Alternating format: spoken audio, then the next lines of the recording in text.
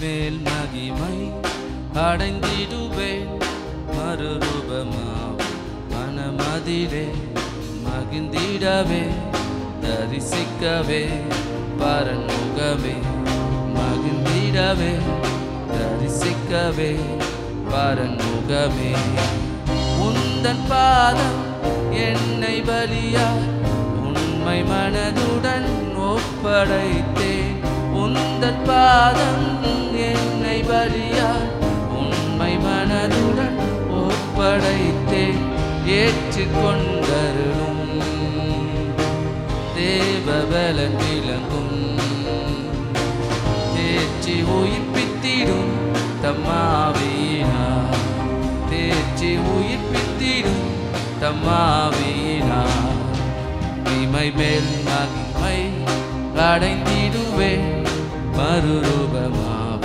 மனமதிலே மகிழ்ந்திடவே தரிசிக்கவே பரன்முகமே மகிழ்ந்திடவே தரிசிக்கவே பரன்முகமே தேவ சாயல் தேவ சமூகம் தேவ பிள்ளைகள் அடையும் பாக்கியம் தேவ சாயல் தேவ சமூகம் பிள்ளைகள் அடையும் பாக்கியம் எந்த வாஞ்சையிலே என்று சேர்ந்திடுவே என்னை நிரப்பிடுவே தம்மாவினார் என்னை நிரப்பிடுவே தம்மாவினார் இமை மேல் மகிமை அடைந்திடுவே மறுரூபமாம் மனமதிலே மகிழ்ந்திடவே தரிசிக்கவே பரன்முகமே மகிழ்ந்திடவே தரிசிக்கவே பரன்முகமே. இன்னைக்கு நம்ம செய்திக்கு ஆதாரமாக அப்போஸ்தலர் 1வது அதிகாரம் 4-5 வசனங்களை வாசிக்கும் பொழுது, அன்றியும் அவர் அவர்களுடனே கூடி வந்திருக்கும் பொழுது அவர்களை நோக்கி, யோவான் ஜலத்தினாலே ஞானசானம் கொடுத்தான், நீங்கள் சில நாளுக்குள்ளே பரிசுத்த ஆவியினாலே ஞானசானம் பெறுவீர்கள். ஆகையால் நீங்கள் எருசலேமை விட்டு போகாமல் என்னிடத்தில் கேள்விப்பட்ட பிதாவின் வாக்குத்தத்தம் நிறைவேற காத்திருங்கள் என்று கட்டளையிட்டார். ஹல்லேலூயா. யோவான் ஜலத்தினாலே ஞானஸ்நானம் கொடுத்தான், நீங்கள் சில நாளைக்குள்ளே பரிசுத்த ஆவியினாலே ஞானஸ்நானம் பெறுவீர்கள். ஆகையால் நீங்கள் எருசலேம் விட்டு போகாமல் என்னிடத்தில் கேள்விப்பட்ட பிதாவின் வாக்குத்தத்தம் நிறைவேற காத்திருங்கள். அது மாத்திரமல்ல, 8வது வசனத்தில் பரிசுத்த ஆவி உங்கள் மேல் வரும்பொழுது நீங்கள் பலன் அடைந்து எருசலேமில் யூதேயாவிலும் சமாரியாவிலும் எனக்கு சாட்சிகளாக இருப்பீர்கள் என்று சொல்லிவிட்டு பரலோகத்துக்கு எடுத்துக்கொள்ளப்பட்டார். எடுத்துக்கொள்ளப்பட்ட பின்பு 12, 13, 14 வசனங்களில் அப்பொழுது அவர்கள் எருசலேமுக்கு சமீபமாக இருக்க ஒரு ஓய்வு நாள் பிரயாண தூரத்தில் இருக்க ஒலிவு மலை எனப்பட்ட மலையிலிருந்து எருசலேமுக்கு திரும்பி போனார்கள். அவர்கள் அங்கே வந்தபோது மேல் வீட்டில் ஏறினார்கள். வந்தார்கள், ஏறினார்கள். அங்கே நீங்கள் பார்க்கும் பொழுது ஏறினதும் அல்லாமல் ஜெபத்திலும் வேண்டுதலிலும் தரித்திருந்தார்கள். இங்கே ஒரு வார்த்தை என்னுடைய கவனத்தை கவர்ந்தது.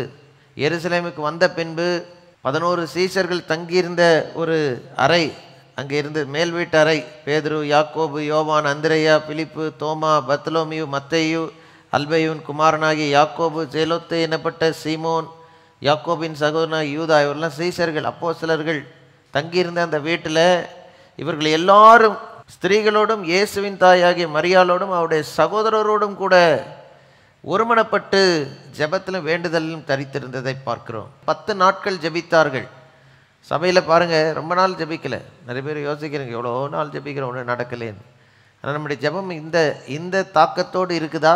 உண்மையிலே யோசித்து பாருங்கள். இன்றைக்கி ஒரு மாற்றம் நம்ம லைஃப்பில், நம்ம குடும்பத்தில், நம்முடைய திருச்சபையில் வரும்போது நம்முடைய தேசத்தில் அது பாதிப்பு உண்டாக்கும். அதுதான் நடந்தது. அதுக்கு நீங்களும் நானும் ஹல்லேலூயா ஒருமனப்பட்டு ஜெபத்திலும் வேண்டுதலிலும் தரித்திருக்க வேண்டும். பெந்தைகோஸ்தே என்னும் அந்த முக்கியமான பண்டிகை, பஸ்கா பண்டிகைக்கு அப்புறம் 50வது நாளில் வருகிற பெந்தைகோஸ்தே பண்டிகை வந்தபோது அவர்கள் எல்லாரும் ஒருமனப்பட்டு ஓரிடத்தில் வந்து இருந்தார்கள். அதிகாலை நேரத்தில் வந்திருக்கிறாங்க. ஏன்னா பரிசுத்த ஆவியானவர் ஊற்றப்பட்டு ஜனங்கள் ஓடி வந்து அவளை வியந்து பார்க்கும்பொழுது பேதுரு சொல்லுகிறார், இது காலை வெளுத்து 3ஆம் மணி நேரமாக இருக்கிறது அப்படின்னு சொல்லி அங்கே சொல்லுகிறது நீங்கள் பார்க்கலாம். ஹல்லேலூயா. ஹோலி ஸ்பிரிட் எப்பொழுது ஊற்றப்பட்டார் அப்படின்னு பார்த்தீங்கன்னாக்கா, காலை நேரத்தில் ஒருவேளை 6லேருந்து 9 மணிக்கா, ஒருவேளை அதிகாலை ஜெபத்துக்கு வந்து அன்னைக்கு அப்படியே தரித்திருந்தாங்களோ என்னமோ தெரியவில்லை. ஸோ இன்னைக்கு பாருங்கள், ஜெபத்துக்கு ஒரு நேரம் வைத்து அந்த நேரத்தில் எல்லாரும் வந்து இருந்தார்கள். அல்லேலூயா. ஆண்டவர் இயேசு கிறிஸ்து ஒரே ஒரு ஜெப பாயிண்ட் தான் கொடுத்துட்டு போனார். ஆண்டவர் இயேசு கிறிஸ்து சீஷர்களுக்கு ஒரே ஒரு ஜெப குறிப்பு தான் கொடுத்துட்டு போனார். என்னது? பிதாவின் வாக்குத்தத்தம் நிறைவேறு. இருக்கிறதுலே முக்கியமான இல்லை என்றால் ரொம்ப தேவையான ஒரு ஜெபம் என்னவென்றால், ஆண்டவர் கொடுத்திருக்கிற வாக்கு தத்தங்களின் நிறைவேறுதலுக்காக ஜெபிக்கிற ஜெபம். வேதத்தில் கொடுக்கப்பட்ட அனைத்து வாக்கு தத்தங்கள் கிறிஸ்து இயேசுக்குள்ள ஆம் என்றும் ஆமேன் என்றும் இருந்தாலும் அது ஜெபிக்கிறவர்களுக்கு மாத்திரமே அது நிறைவேறும் என்பதை மறந்து போகாதீங்க. ஆதி திருச்சபையில் 10 நாட்கள் ஒரே விண்ணப்பத்துக்காக ஜெபம் பண்ணியிருக்கிறாங்க. தாவீது ராஜா பாருங்க, 10 குறிப்பு கேட்கல, கர்த்தரிடத்தில். இன்னைக்கு எல்லாருக்கும் ஒரே ஒரு விண்ணப்பம், 10 விண்ணப்பம். உங்களுக்கு ஒரே ஒரு ரிக்வெஸ்ட், அது எதுவும் ஆயிருக்குன்னு சொல்லிக்கொள்ளுங்க அப்படின்னு கேட்டால் என்ன சொல்லுவீங்க? யோசிச்சு பாருங்க. ஆண்டவர் உங்கள்கிட்ட வந்து 10 பாயிண்ட் இல்லைப்பா, இன்னைக்கு உன்ட்ட ஒரே ஒரு பாயிண்ட் தான் உனக்கு ஜெப குறிப்பு, உனக்கு டைம் கொடுக்குறேன், நீ எதுக்காக ஜெபம் பண்ணுவேன்னு யோசிச்சு பாருங்க. அப்போ வாழ்க்கையில் எவ்வளோ ஒரு உறுதி, அதாவது எவ்வளோ ஒரு தாக்கம் இருந்தால் அந்த காரியத்துக்காக ஜெபம் பண்ண யோசிச்சு பாருங்க. நம்ம இப்போ அதாவது 20-30 காரியங்களுக்காக ஜெபிக்கிறது நமக்கு எவ்வளோ நேரம் எடுத்தாலும் பண்ணிக்கிட்டு இருக்கிறோம். ஆனால் எல்லாருக்குள்ள ஒரு தேவை, அதுக்காக ஜெபிக்க வேண்டும் என்றால் இன்றைக்கும் திருச்சபைக்கு தேவையான ஒரே ஒரு விண்ணப்பம், பிதாவின் வாக்கு தத்தம் நிறைவேறும். ஹல்லேலூயா. தாவீதை பொறுத்த மட்டில் ஒன்றை நான் கேட்டேன், கர்த்தருடைய மகிமையை பார்க்கணும், நம்முடைய ஆலயத்தில் ஆராய்ச்சி செய்யணும், ஜீவனுள்ள நாளெல்லாம் இங்கே இருக்கணும். இதான் ஒரே விண்ணப்பம். சாலமோன்கிட்ட கேட்டார் ஒரே ஒரு விண்ணப்பம், உனக்கு வேண்டியதை கேளுன்றாரு. எதுவுமே கேட்கல ஆண்டவரே, இவ்வளோ பெரிய ஜனத்தில் போக்கும் வரத்துமா இருக்கிறதுக்கு, அவங்கள நல்லா ஆட்சி செய்வதற்கு வேண்டிய ஞானத்தை தாரும், நன்மை இன்னதென்று தீமை என்னென்று பகுத்தறியக்கூடிய ஞானத்தை தாரும். அதோடு ஒன்று தெரிந்து கேட்டிருக்கணும், நன்மை தெரிந்து கொள்வதற்குரிய ஞானத்தை சேர்ந்து தாரும். இது நன்மை இது தீமைன்னு கண்டுக்கிட்டாரு, ஆனால் தீமையை தெரிந்து கொண்டார் அந்த மனுஷன். ஆனால் இன்றைக்கி பார்க்கும் பொழுது நம்ம எல்லாருக்கும் ஒரு முக்கியமான ஜெப தேவை. சரீர பிரகாரமாக பார்க்கும், ஒவ்வொரு குடும்பத்தில் உச்சக்கட்டமாக ஒரு தேவை இருக்குங்க எங்கள் வீட்டில் அப்படின்னு சொன்னால் எல்லார்ட்டையும் ஒவ்வொரு பாயிண்ட் இருக்குமா இருக்காதா? ஒரே ஒரு குறிப்புங்க, இதுதான், இது சரியாயிடுச்சுன்னா என் லைஃபே மாறிடும் அப்படின்னு ஒரு ஜெப தேவை எல்லாருக்குமே இருக்குது. அந்த ஜெப தேவையை திரும்பி திரும்பி ஒரு நாள் தவறாமல் நீங்கள் தான் சொல்லி ஜெபிக்கணும். ஒரே விண்ணப்பத்தை வச்சு 10 நாள் ஜெபிக்கக்கூடிய அளவுக்கு அந்த சபை அன்னைக்கு உறுதியாக இருந்தார்கள். இன்றைக்கி அன்பான தேவனுடைய பிள்ளைகளே, நமக்கு ஒரே ஒரு தேவை தான், ஆண்டவர் நம்ம கூட இருக்கணும், நமக்குள்ளே இருக்கணும். எத்தனை பேர் விசுவாசிக்கிறீங்க? ஹல்லேலூயா. அவர் நமக்குள்ளே வந்துட்டார்னா மற்ற எல்லா தேவைகளும் அற்புதமாய் சந்திக்கப்பட்டுரும். ஹல்லேலூயா. சில நாளைக்குள்ளாக பரிசுத்தாவின் ஞான ஸ்நானம் பெறுவீர்கள். இன்னைக்கு பிதாவின் வாக்கு தத்தம் நிறைவேறணும் அப்படின்னு சொல்லும்போது என்னது? பரிசுத்தாவினாலே ஞான ஸ்நானம். தண்ணீரில் மூழ்கிறது நம்ம பார்த்துருக்கிறோம். பரிசுத்தாவின் ஞான ஸ்நானம்னா அது எப்படி வரும் என்று அநேகர் பார்த்ததில்லை. அதனுடைய வெளிப்பாடு என்ன ஏதாவது தெரியுமா? யோசித்து பாருங்க. முன்னால் சொன்னாரா இது மாதிரி தேவ ஆவியானவர் உங்கள் மேலே வந்து இறங்குவார், உடனே நீங்கள் அந்நிய பாஷைகளை பேசுவீர்கள், தீர்க்க தரிசனம் சொல்லுவீர்கள். இப்படி வந்த உடனே அங்கே ஒரு பெரிய ஒரு கலவரம் உண்டாகி உங்கள் வாயிலிருந்து. ஹல்லேலூயா. ஏசாயா 28:11 சொல்லியிருக்கார், பரியாச உதடுகளினாலும் அந்நிய பாஷைகளினாலும் இந்த ஜனங்களோடு கூட பேசுவார் என்று சொல்லப்பட்ட வாக்கு தத்தம் அது அன்றைக்கு நிறைவேறினது. ஆனால் இப்படி தான் நடக்க போகுதுன்னு ஏதாவது தெரிஞ்சுதா?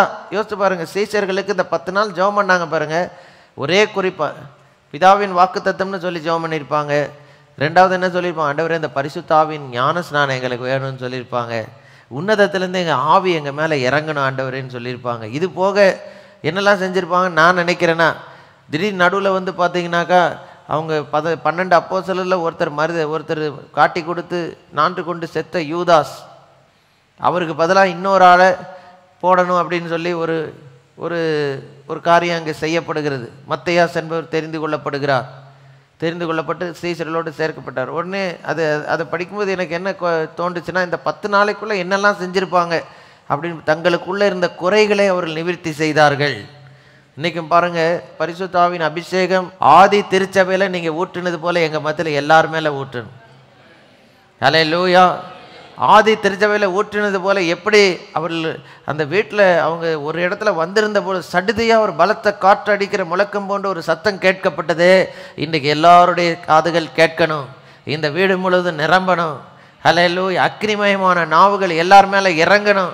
எந்த அளவுக்கு ஆதி திருச்சபை நாட்களில் தேவரீர் நீர் உம்முடைய பிள்ளைகள் மேலே ஊற்றப்பட்டீர், அதே அளவுக்கு இன்னைக்கு பாருங்கள், தேவன் இறங்கும் போது ஒரு சிலர் நல்லா நிரப்பப்படுகிறாங்க, ஒரு சிலர் அப்படியே இருக்கிறாங்க, ஒரு சிலர் விட்டு கொடுக்க மாட்டேங்கிறாங்க. அல்ல அநேகர் பார்க்க இன்னைக்கு நான் சொல்கிறேன் பாருங்கள், பரிசுத்த ஆவியை பெற்றுக்கொள்ள வேண்டும்னா வாயை நம்ம விரிவாய் திறக்கணும். தேவ ஆவியானவர் உங்கள் மேலே இறங்க வேண்டும் என்றால் உங்கள் வாய் என்ன செய்யணும்? திறந்து தேவனை மகிமைப்படுத்த ஆரம்பிக்கணும். ஒரு ஸ்தோத்திரம்னா சொல்ல ஆரம்பிக்கணும், நன்றியப்பான்னு சொல்ல ஆரம்பிக்கணும், எனக்கும் தாங்கப்பான்னு சொல்லணும். நான் இன்னைக்கு பேசிக்கிட்டு we have only one point prayer. இன்னைக்கு நமக்கு எல்லாருக்கும் ஒரே ஒரு பாயிண்ட் தான். தேவ ஆவியானவர் ஆதி திருச்சபையில் ஊற்றப்பட்டது போல அதே பரிசுத்த ஆவியின் அபிஷேகம் அதே வல்லமையோடு அதே வெளிப்பாடுகளோடு கூட அதே வரங்களோடு கூட அதே அளவுக்கு எங்கள் மேலே ஊற்றப்படணும். ஹல்லேலூயா. இப்போ இன்னைக்கு அநேக வாலிப பிள்ளைகள் உலகத்தின் நாட்டத்தை பின்பற்றி பரிசுத்தத்தை இழந்து தேவனோடு இருக்கிற உறவை இழந்து நிம்மதியை இழந்து இன்னைக்கு நிறைய பேர் பார்க்கும் பொழுது தங்கள் வாழ்க்கையை கூட மாய்த்து கொள்ளக்கூடிய அளவுக்கு போகிறாங்க. ஏன்? அவங்களுக்குள்ள அந்த அக்னிக்கு இடம் கொடுக்கவில்லை. அன்பான தேவனுடைய பிள்ளைகளே, இன்றைக்கு இங்கே இருக்கிற எல்லாருக்கும் சொல்கிறேன், நமக்கு ஒரே ஒரு தேவைதான். ஹல்லேலூயா. அந்த பரிசுத்த ஆவியின் ஞானஸ்நானம் ஆதி அப்போஸ்தலருக்கு கொடுத்தீரப்பா, அதே அளவுக்கு எனக்கு தரோம். ஒரு நாளைக்கு ஒரு முறையாவது ஜெபம் பண்ணுங்க. 10 நாட்கள் ஒரே குறிப்பை வச்சு போராடி இருக்கிறாங்க. ஹல்லேலூயா. இன்றைக்கு நம்ம அந்த ஒரே குறிப்புக்காக தான் இன்றைக்கி இந்த இடத்துல உட்காந்துட்டு இருக்கோம், வேறு எதுவுமே கிடையாது. உங்கள் தேவை சந்திக்கப்படுவதற்காக நீங்கள் இதுவரைக்கும் செய்தது உங்களுக்கே போதுமானதாக தோன்றுதா? கொஞ்சம் யோசித்து பாருங்கள். நிறைய சரீர முயற்சிகள் செய்கிறோம், தப்பு இல்லை. ஆனால் எந்த அளவுக்கு ஜெபம் பண்ணி இப்போ ஆதி திருச்சபை அந்த 10 நாட்கள் ஒரு 10 நாட்கள் ஒரு மாபெரும் எழுப்புதலை ஒரு கூட்டத்துக்கு கொண்டு வரக்கூடும் என்றால் இத்தனை வருஷம் நம்ம என்னங்க பண்ணிக்கிட்டு இருக்கிறோம் அப்படின்னு எனக்கு ஒரு கேள்வி. ஹல்லேலூயா. ஆனால் இன்றைக்கி திருச்சபைக்கு ஒன்றே ஒன்று தான் தேவை, வேறு எதுவுமே இல்லை. ஹல்லேலூயா. தேவ ஆவியானுடைய அபிஷேகம் நம்ம மேலே ஊற்றப்படணும், நமக்குள்ளே இறங்கணும், அவன் நமக்குள்ளே வந்து வாழணும். ஹல்லேலூயா. இன்றைக்கி உங்கள் மத்தியில் பாருங்கள், ஆண்டவர் இயேசுவின் போதனை மற்றும் ஊழியத்தில் பரிசுத்த ஆவியானவர் இப்படியாக நீங்கள் பரிசுத்த ஆவியின் ஞானஸ்நானத்தை பெற போகிறீங்கன்னு சொல்லி இயேசு சொன்னார். அது ஒரு உச்சக்கட்டமான கட்டளையாக தான் நான் அதை பார்க்கிறேன். ஏன்னா ஊழிய நாட்கள் முழுவதும் ஆண்டவர் இயேசு இந்த உலகத்தில் வாழ்ந்த பொழுது வரப்போகிற பரிசுத்த ஆவியானவர் இந்த உலகத்தில் வந்து ஜனங்களுக்குள்ளே வந்து இறங்கி என்னெல்லாம் செய்ய போகிறார் என்பதை குறித்து அநேக போதனைகள் கொடுத்துருக்கிறாரு. தம்முடைய ஊழியத்தில் சாதித்தும் காட்டியிருக்கிறார். ஹல்லேலூயா. ஹல்லேலூயா. நம்முடைய தேவன் பிதா, குமாரன், பரிசுத்த ஆவியானவர் என்கிற 3இல் ஒருவராக இருக்கிறார். 1 யோவான் 5வது அதிகாரத்தில் சொல்லப்பட்டிருக்கிறபடியாக பரலோகத்தில் சாட்சியிடுகிறவர்கள் 3 பிதா, வார்த்தை, பரிசுத்த ஆவியானவர், இம்மூவரும் ஒன்றாயிருக்கிறார்கள். பழைய ஏற்பாட்டு காலத்தில் திருத்துவ தேவனாக தான் செயல்பட்டார். ஆனால் பிதாவாகி தேவன் அதிகமாக அங்கே வெளிப்பட்டு கொண்டிருந்தார். அந்த 33 ஆண்டுகள் இயேசு இந்த உலகத்தில் வாழ்ந்த பொழுது திருத்துவத்தின் 2ஆம் நபராகி இயேசு கிறிஸ்து மாம்ச வடிவத்தில் இந்த மனுஷனாக இறங்கி வந்து அவர் வெளிப்பட்டார். ஆனால் பிதாவும் ஆவியானவரும் அவர் கூட வெளிப்பட்டு கொண்டு தான் இருந்தாங்க, என்றைக்குமே தனியாக வரவில்லை. ஆனால் இயேசு மரித்து உயிர்த்தெழுந்து பரலோகம் போன பின்பு பெந்தேகோஸ்தை தினத்துக்கு பின்பு பரிசுத்த ஆவியானுடைய காலமாக இன்னைக்கு இருக்கிறது. இந்த ஆவியானவர் உள்ளே வந்து இந்த உலகத்துக்குள்ளே வந்து என்ன செய்ய போகிறார், என்ன செய்தார் இயேசுவின் ஊழியத்திலிருந்து பார்த்தீங்கன்னா 7 முக்கியமான காரியங்களை ஆண்டவர் இயேசுவின் போதனையிலிருந்து ஊழிய அனுபவங்களிலிருந்து பரிசுத்த ஆவியானுடைய செயல்பாடுகளாக த 7 works of the Holy Spiritனு எழுதி கொள்ளுங்க. ஏன் இந்த பரிசுத்த ஆவியின் ஞானஸ்நானம் நமக்கு ரொம்ப ரொம்ப அவசியம் என்பதை இதிலிருந்து நீங்கள் புரிந்து கொள்ளலாம். why the anointing is so essential. ஏங்க இது ஒன்றுக்காக உட்காந்து போராடுறாங்க?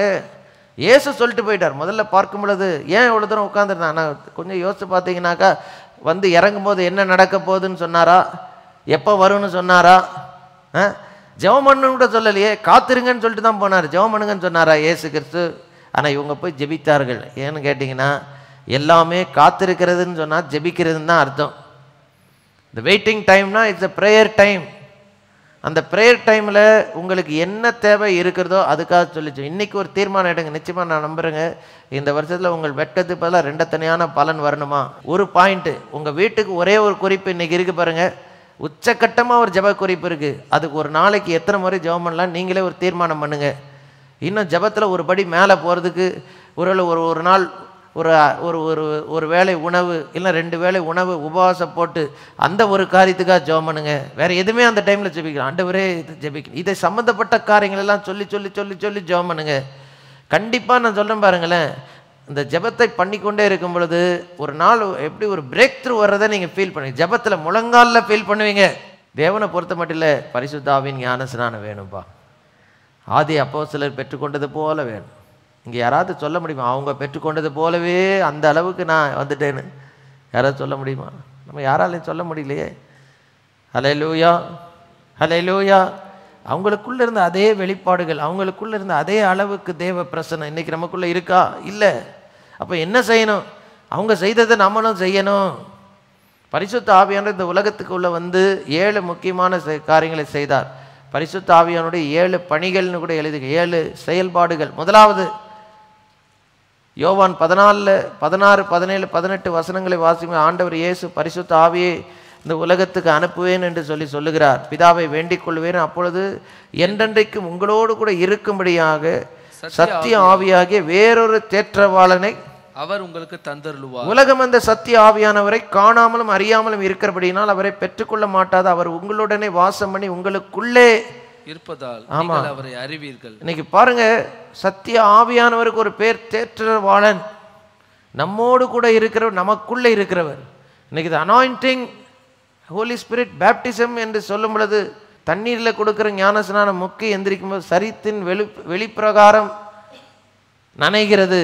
ஆனால் பரிசுத்த ஆவியின் அபிஷேகத்தில் மூழ்கும் பொழுது வெளிப்பிரகாரம் மாத்திரம் உள்ளேயும் நிரம்புகுது. அவர் நம்மை சூழ்ந்து கொள்கிறார், நமக்குள்ளேயும் வாசம் பண்ணுகிறார். இதாங்க பரிசுத்த ஆவியான முதல் செயல்பாடு. the Lord our God in the form of the Holy Spirit, பரிசுத்த ஆவியின் வடிவில் இந்த உலகத்தில் இறங்கி வந்து நம்மை சுற்றி இருக்கிறது மாத்திரமல்ல நமக்குள்ளே வருகிறார். இதை நல்லா புரிந்து கொள்ள வேண்டும். இதை பெற்றுக்கொண்டு நம்ம வாழும் பொழுது இதான் மண்பாண்டத்தில் பொக்கிஷம்னு சொல்கிறாரு 2 கொரிந்தியர் 4வது அதிகாரத்தில். ஸோ இது நமக்கு ரொம்ப ரொம்ப அவசியம். அவருடைய பிரசன்னம் நம்மோடு கூட, அவருடைய பிரசன்னம் நமக்குள்ளே. இதான் முதல் செயல்பாடு. 2வது செயல்பாடு என்னன்னு நீங்கள் பார்த்தீங்கன்னாக்கா லூக்கா 4:18 கர்த்தருடைய ஆவியானவர் என்மேல் இருக்கிறார், தரித்திரருக்கு சுவிசேஷத்தை பிரசங்கிக்கும்படி என்னை அபிஷேகம். எதுக்காக இப்படி வந்து இருக்கிறார்னு பார்த்தீங்கன்னா அவருடைய வார்த்தையை பேசுவதுக்கு. அதனால தான் சொல்ல பாருங்க, பரிசுத்த ஆவியின் அபிஷேகத்தை பெறணும்னு யாரெல்லாம் ஒரு தாகத்தோடு இருக்கீங்களோ உங்கள் வாயை நீங்கள் விரிவாய் திறந்து ஸ்தோத்திரிக்க ஆரம்பிக்கணும், பாட்டு பாட ஆரம்பிக்கணும், சுவாசத்தோடு பேச ஆரம்பிக்கணும். சர்வ வல்லமையுள்ளவரே, சாவாமல் உள்ளவரே, சேரக்கூடாத ஒளியில் வாசம் பண்ணி சோத்திரம் சோத்திரம் அப்பா, நன்றியப்பா நன்றியப்பா. துதிக்க ஆரம்பிக்கும் போதே கர்த்தருடைய அபிஷேகம் உங்கள் மேலே இறங்கி தெரியாத சில வார்த்தைகள் வாயில் வரும். பேச ஆரம்பிச்சிருங்க. அல்லேலூயா. இடம் கொடுக்க ஆரம்பிச்சிருங்க. நீங்கள் வாயை மூடிட்டு ஆண்டவர் எனக்கு கொடுங்க நான் பேசணும் வரவே செய்யாது. வாயை இறுக மூடிக்கொண்டால் உங்களுக்கு அந்த அந்நிய பாஷை வரவே முடியாது. நீங்கள் நல்லா ஸ்தோத்திரம் பண்ண ஆரம்பிங்க, கர்த்தருடைய ஆவியானவர் ஆளுகை செய்ய ஆரம்பித்து வெளியே வந்துடும். அல்லேலூயா. பாருங்கள், முதல்ல பரிசுத்த ஆவியானவர் வரும் பொழுது வாயின் வார்த்தைகளில் தான் வெளிப்படுகிறார். அதனால தான் சொல்கிறாரு இயேசுக்கு எப்படி தான் மேலே இருக்கிறார். எதுக்கு? தரித்திரருக்கு. ஸோ இன்னைக்கு பரிசுத்த ஆவியின் அபிஷேகம் கொடுக்கப்பட்டு நம்ம மேலே வந்து இறங்கி சுவிசேஷம் அறிவிக்க. அடுத்து பாருங்க, இருதயம் நொறுங்குண்டவர்களை குணமாக்க சுகமாக்க. பரிசுத்த ஆவியானவர் எதுக்கு வந்தார்? நற்செய்தி பிரசங்கிக்கப்பட. முதல்ல நமக்குள்ள நம்மோடு கூட இருக்க வந்தார். 2வது ஊழியம் நிறைவேற்றப்பட வந்தார். தேவ ராஜ்யத்தின் ஊழியம், the ministry of the kingdom of God to be fulfilled on the earth. How? எப்படி? சுவிசேஷம் அறிவிக்கிறதுனால, இருதயம் நொறுங்குண்டவர்கள் குணமாகிறதுனால, சிறைப்பட்டவர்களுக்கு விடுதலை கூற. இன்னைக்கு நிறைய காரியங்களை மாட்டிக்கிட்டு தவித்து இன்னைக்கு ஒரு விதமான மனசிறை நிறைய பேருடைய வாழ்க்கையில் இருக்கிறது. அதை ஒரே ஒருத்தர் தான் மாற்ற முடியும், தேவ ஆவியானவர் தான். ஹல்லேலூயா. நாம் விடுதலை பெறுகிறது மாத்திரமே, அநேகர் விடுதலை பெற பயன்பெற கர்த்தர் உங்களை பயன்படுத்துவார். நீங்கள் வேலை செய்கிற இடமெல்லாம் படிக்கிற நீங்கள் போகிற இடமெல்லாம் ஜீவன் உண்டாகும். அநேகர் சுகம் பெறுவார், விடுதலை பெறுவாங்க. ஹல்லேலூயா. கட்டப்பட்டவர்கள் விடுதலை ஆகணும், குருடருக்கு பார்வை கொடுக்கணும். இதெல்லாம் பாருங்கள், ஒரு டிரான்ஸ்ஃபர்மேஷன் இன் லைஃப் கொண்டு வரும்படியாக பரிசுத்த ஆவியானவர் வந்தார். பிறருக்கு அதை கொடுக்கும்படியாக பயன்படுத்த வந்தார். ஹல்லேலூயா. இன்னைக்கு பார்க்கும்போது ரெண்டாவது குறிப்பு என்னன்னா, தேவ ராஜ்யத்தின் ஊழியத்தை நிறைவேற்ற வந்தார் பரிசுத்த ஆவியானவர். மூன்றாவது பாருங்க, முக்கியமான ஒரு காரியம். மத்தேயு 12வது அதிகாரம் 28 எடுத்து வாசி பாருங்க. நான் தேவனுடைய ஆவியினாலே பிசாசுகளை யாரை துரத்தணும்? பரிசுத்த ஆவியானவர் வந்ததுக்கு முக்கியமான நோக்கம், ஒருத்தன் துரத்தப்படணும். எவன் துரத்தப்படணும்? பிசாசு துரத்தப்படணும். பிசாசு துரத்துறதுக்கு ஒரே வழி பரிசுத்த ஆவியானவர். பவுல் பிரசங்கிக்கிற இயேசுவின் நாமத்தினாலே போன்றான். துண்ட காணன் துணியை காணன் ஓடனான். அப்போஸ்தல 10:32 சொல்லப்பட்டிருக்கு, நசரேயனாகிய இயேசுவை தேவன் பரிசுத்த ஆவியினாலும் வல்லமையினாலும் அபிஷேகம் பண்ணினார். ஆமா, தேவன் அவரோடு கூட இருந்தபடியினால் அவர் நன்மை செய்கிறார். பிசாசின் வல்லமையில் அகப்பட்ட யாவரையும் குணமாக்குறோம். இன்னைக்கு பிசாசை அவனுடைய வல்லமையை மேற்கொண்டு துரத்துகிறதுக்கு அதிகாரம் கொடுக்கறதுக்காக பரிசுத்த ஆவியானவர் வந்தாருங்க. பரிசுத்த ஆவியானவர் வந்ததுக்கு முக்கியமான மூன்றாவது காரணம், to drive out the devil. இன்னைக்கு ஜனங்களை வேதனைப்படுத்திக்கிறதுக்கு அசுத்தாவி துரத்தப்படணுமா இல்லையா? அசுத்தாவி துரத்தப்படணுமா, ஜனங்க துரத்தப்படணுமா? அபிஷேகம் இல்லாதவன் ஜனத்தை துரத்திக்கிட்டு இருப்பான், அபிஷேகம் பெற்றுக்கிறோம் பிசாசை துரத்திக்கிட்டு இருப்பான். நீங்கள் எந்த கூட்டத்தில் இருக்க விரும்புகிறீங்க? ஒரே ஒரு காரியத்துக்காக ஜெபம் பண்ணுங்க, ஆண்டவரே அதே வல்லமை. ஹல்லேலூயா, ஹல்லேலூயா. அழகான ஒரு பாடல், இயேசுவை எழுப்பின அதே வல்லமை, அதே வல்லமை எனக்கு வேணும், அதே அப்போஸ்தலர் பெற்ற அதே வல்லமை எனக்கு வேணும். நல்லா ஜெபம் பண்ணு. ஒரு நாளைக்கு ஒரு 7 முறையாவது ஜெபம் பண்ணுங்களேன். எப்போல்லாம் ஞாபகம் வருதோ உட்காந்து, ஆண்டவரே அதே வல்லமை, அதே வல்லமை. ஏதாவது ஒன்று செய்யணுங்க. இன்னைக்கு இருக்கிற மாதிரி இருந்தால் அப்படியே இருந்துட்டு ஒரு சந்ததி முடிஞ்சு அடுத்த சந்ததி வரும், அப்படியே ஏதோ வந்து போய்கிட்டே இருக்கும். இப்படி போகணுமா? இல்லைன்னா நம்ம தேடிக்கிட்டு இருக்க அந்த ஒரு காரியத்தை கர்த்தர் எனக்கு கொடுத்தாருன்னு நிறைய பேர் எழும்பி இந்த வருஷத்தில் நிறைய பேர் சாட்சி சொல்லணும். இதில் மாத்திரம் இல்லைங்க, என்னென்ன காரியத்துக்காக நீங்கள் நம்புறீங்களோ, தேடிக்கிட்டு இருக்கீங்களோ, அந்த ஒரு காரியத்துக்காக இவ்வளோ தான் உங்களால் ஜெபம் பண்ண முடியுமா? அதான் என்னுடைய கேள்வி. இவ்வளோ தான் ஆண்டவரை தேட முடியுமா? இல்லை இதுக்கு மேலே ஏதாவது செய்ய முடியுமா? உட்காந்து யோசிங்க, வினோதமாக பிடிங்க. ஹல்லேலூயா. ஒன்றுமே செய்ய முடியல. ஒரு அம்மா வந்து 12 வருஷத்துக்கு பெரும்பாலும் ஒரே ஒரு அந்த அம்மாவுக்கு ஒரே இயேசுவை தொடலான்னு வந்தாங்க. 12 வருஷம் வியாதி நீங்கிடுச்சு, அதான் வித்தியாசம். ஆனால் ஒரே ஒரு காரியம்தான், பிசாசு துரத்தப்படணும். மூன்றாவது. நாலாவது பார்க்கும் பொழுது ஹல்லேலூயா, பரிசுத்த ஆவியானவர் அந்த அபிஷேகம் வரும் பொழுது, யோவான் 4வது அதிகாரம் 10, 13, 14 வசனத்தில், நீயே அவரிடத்தில் கேட்டிருப்பாய், அவர் ஜீவ தண்ணீரை உனக்கு கொடுத்திருப்பார் என்று சொல்லிட்டு 13, 14வது வசனத்தில் அந்த சமாரிய ஸ்திரீயை ஆண்டவர் கேட்குறாரு, இந்த தண்ணீரை குடிக்கிறவனுக்கு மறுபடியும் தாகம் உண்டாகும், நான் கொடுக்கிற தண்ணீரை குடிக்கிறவனுக்கு ஒரு காலம் தாகம் உண்டாகாது, நான் கொடுக்கும் தண்ணீர் அவனுக்குள்ள நித்திய ஜீவ காலமாக ஊறுகிற நீரூற்றாக இருக்கும். இன்னைக்கு பரிசுத்த ஆவியானவர் எதுக்கு இந்த அபிஷேகம் அவசியம்னு பார்த்தீங்கன்னா, the source of blessing comes and resides within us. ஆசீர்வாதத்தின் ஊற்று. நீங்கள் நிறைய பேருக்கு ஆசீர்வாதம் தேடிக்கிட்டு ஓடிக்கிட்டு இருக்கிறோம், ஆனால் ஆசீர்வாதத்தின் ஊற்று உள்ளே வந்துருச்சுன்னு வச்சுக்கோங்க, பின்னால் எல்லா ஆசீர்வாதம் தானாக வந்துடும். ஹோலி ஸ்பிரிட் பேப்டிசம்னு சொல்லும் பொழுது the source of blessing comes inside us. நமக்குள்ள ஆசீர்வாதத்தின் ஊற்று வருகிறது. ஹல்லேலூயா. ஜீவ தண்ணீர் ஊற்று வருகிறது. இது தொடர்ந்து நீங்கள் பார்க்கும்போது யோவான் 7:37 39 பார்க்கும்போது இதே குறிப்பில், ஒருவன் தாகமாக இருந்தால் என்னிடத்தில் வந்து பானம் பண்ண கடவன். ஹல்லேலூயா. இன்னைக்கு பாருங்கள், பரிசுத்த ஆவியின் அபிஷேகத்தை ஒரு சிலர் பெற்றுக்கிறீங்க. நம்ம செய்கிற அடுத்த தப்பு என்னன்னாக்கா, அன்னைக்கு பெற்றுக்கொண்டோம்ன்றதோடு அதுக்கப்புறமா அதை நம்ம வந்து என்றைக்குமே அதை புதுப்பிக்கிறதே கிடையாது. ஏற்கனவே அபிஷேகம் பெற்றுக்கிறவர்கள் ஒவ்வொரு நாளிலும் ஆவியில் நிரம்பி ஜெபிக்கிற அனுபவம் உங்களுக்கு இருக்குதா? இருந்துச்சுன்னா நாளுக்கு நாள் அது பெருகும். ஹல்லேலூயா. எந்த ஊற்றிலிருந்து தண்ணீர் எடுக்கப்பட்டு கொண்டே இருக்கிறதோ அது நாளுக்கு நாள் பெருசாகி நதியாக மாறும். ஹல்லேலூயா. அந்த ஊற்று நதியாக மாறணும்னா டெய்லி அபிஷேகத்தில் நிரம்பணும். பரிசுத்த ஆவியானவர் வரும் பொழுது அபிஷேக ஊற்று உங்களுக்குள்ளே வைக்கப்படும், நதியாக வெளியே போகுது. 5வது பார்க்கும் பொழுது பரிசுத்த ஆவியானவர் உங்களுக்குள்ளே வரும் பொழுது,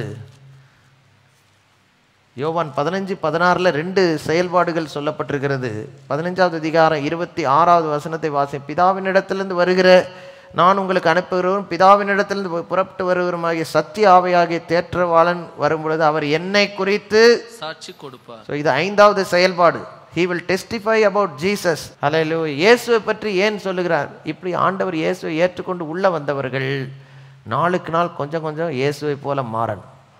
அதுக்கு தாங்க இயேசுவை பற்றி அவர் நமக்கு என்ன சொல்றாரு? சத்திய ஆவியாகிய தேற்றரவாளனுடைய 5வது முக்கியமான பணி யோவான் 15:26 படி இயேசுவை பற்றி அவர் சாட்சி கூறுகிறார். அவர் சமூகத்தில் உட்கார்ந்துருந்தார். 2 கொரிந்தியர் 3:18 எழுதியிருக்கு, அந்த மகிமை திறந்த முகமாய் கண்ணாடியில் காண்கிறது போல காண்டு ஆவியாக இருக்கிற அந்த கத்தராலே அந்த மகிமையின் சாயலாக தானே நம்ம ஒவ்வொரு நாள் என்ன செய்கிறோம்? இன்னைக்கு இங்க உள்ள வந்திருக்கிற நம்ம எல்லாருடைய வாழ்க்கையில ஆண்டவர் எதிர்பார்க்கிறது என்னது? ஒவ்வொரு நாள்லையும் தன்னுடைய குமாரனை போல கொஞ்சம் மாறணும். நடவடிக்கையில், பேச்சில், சிந்தையில், பார்வையில், செயல்பாடுகளில். அன்பான தேவனுடைய பிள்ளைகளே, இயேசு இப்படி இருந்த இந்த உலகத்தில் இருந்தால் நம்ம இருக்கிறது போல் தான் அவர் இருந்திருப்பாரா? யோசித்து பாருங்க. ஏன் நம்ம வாழ்க்கையில் முடியல? அந்த ஆவியானுடைய ஆளுகை நம்ம வாழ்க்கையில் இருக்க வேண்டிய அளவுக்கு இல்லை. அதனால தான் சொல்கிறேன், ஆவியின் அபிஷேகத்தை கேட்டு பெற்றுக்கொள்ளுங்க. ஹல்லேலூயா, ஹல்லேலூயா.